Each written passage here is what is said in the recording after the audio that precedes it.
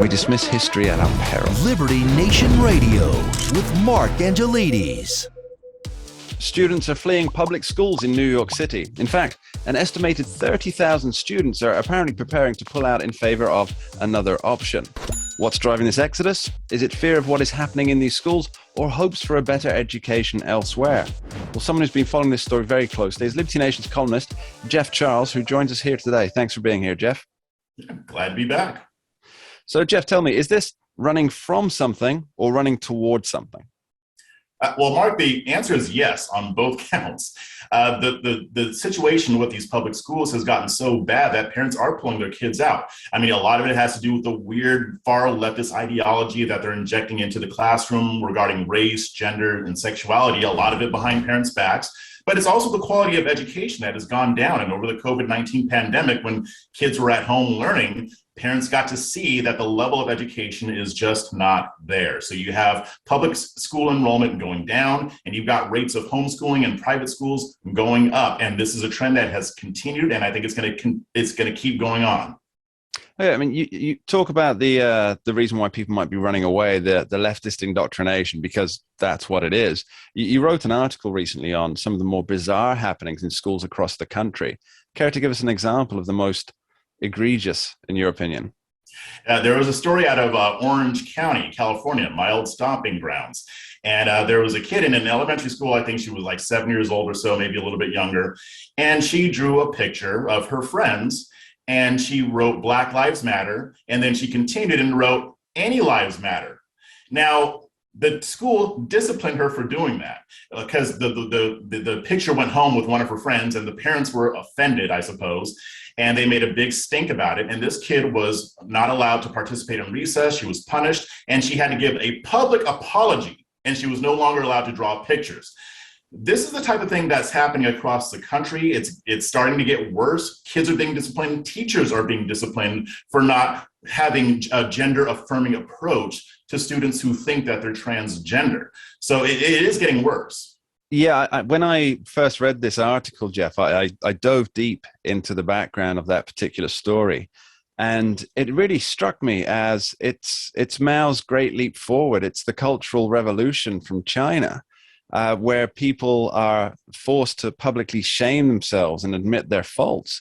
Now, I didn't think that had arrived in this century or on these particular shores, but surely teachers can see the historical precedents of what they're doing here.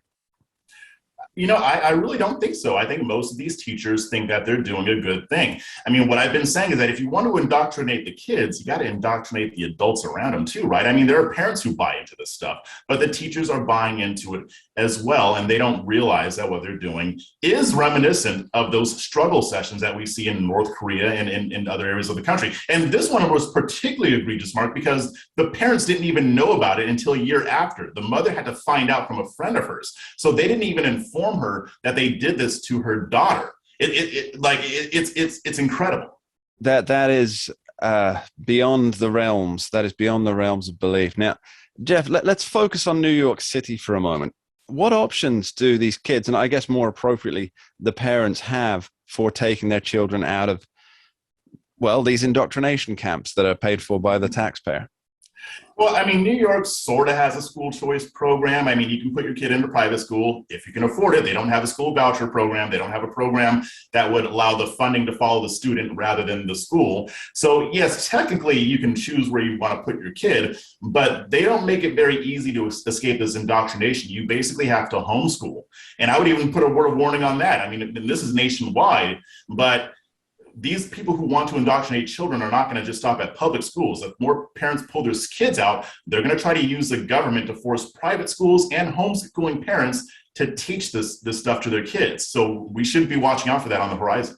Let's dig into that a little bit more, Jeff. So when you say forcing homeschooling parents to teach to the kids, I guess what you're suggesting is that there'll be legislative action that encourages or forces, if you are going to homeschool, then you must follow this curriculum that is approved or provided by the local government or state government.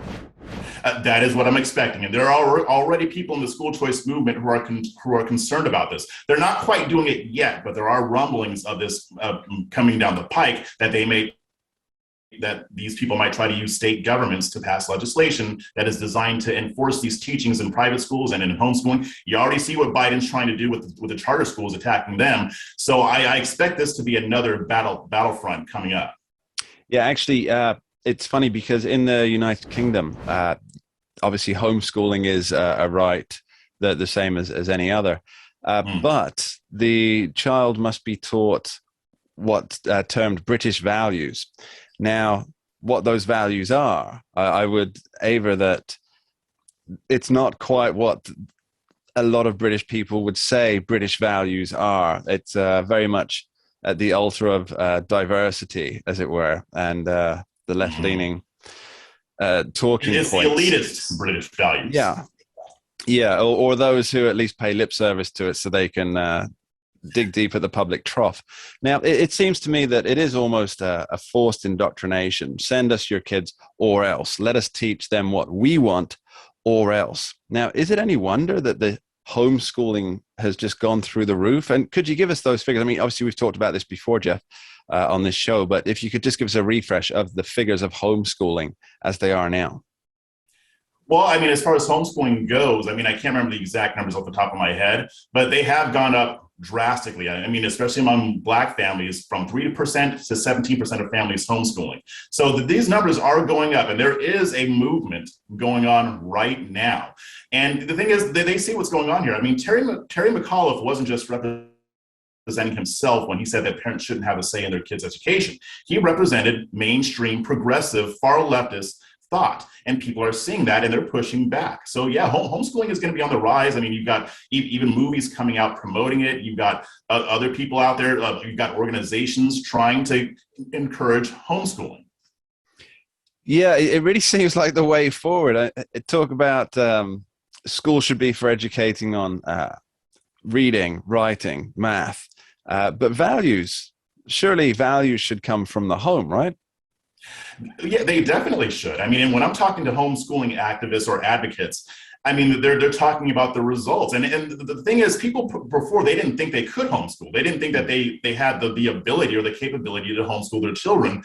Now that myth is being debunked. And the bottom line, from what I was told, from what people are telling me, from what I'm saying, you know, if you're homeschooling your kid, the teacher in a public school isn't going to love your kid as much as you are. They're not going to know your kid as much as you do. So there are very clear benefits to homeschooling. And I think that when a lot of these myths get debunked, we're going to see even more. Yeah, I think that debunking that you're just talking about there, what that was parents actually during the COVID pandemic lockdowns, where parents found out that, well, hang on, I can teach my child. And so it was really putting the proof in the pudding, as we say on this side of the Atlantic. Now, let's talk about Mayor Eric Adams for a moment, who's obviously overseeing this exodus of students in his city. Now, he rode to power on a wave of optimism from both the left and the right. The right thought that he would be very much a tough-on-crime candidate, which obviously hasn't really worked out with DA Alvin Bragg. But how are those expectations and all playing out in reality? I think people are a little bit disappointed, Mark. And I've got some background information. I've been hearing stuff from inside that world. And people aren't as happy about him as they were when he was running. There's the perception that he's more concerned about the pageantry and getting out there and being a political celebrity and having fun more than actually doing his job. Now, he hasn't been in that position for too long, so he still has a chance to turn that around. But if he is going to be hard on crime, you're right. District Attorney Alvin Bragg is going to make that very hard for him. So the governor will have to do something about that, or nothing will change in New York City. Jeff Charles, thank you ever so much for joining us, and we'll catch up on this topic later. Much appreciated. All right. Thanks for having me back. Coming up after this short break, we talk no defense in New York City and AOC and Ilhan Omar, handcuffed or not. We'll be right back.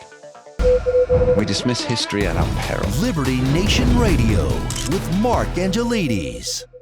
We're doing it for real, really real. Liberty Nation. And Jeff Charles, contributor for LibertyNation.com. I think we're starting to make an impact. Liberty style, fighting for freedom. tracking poll sponsored by Liberty Nation for Thursday. Mentioned by Dan Bongino, Rasmussen, Jordan Peterson, and I can others. do it again if you want me to. Cited in Mark Levin's American Marxism. I think we're starting to make a really big impact. Get noticed. We're doing it. Rock on. I'm gone.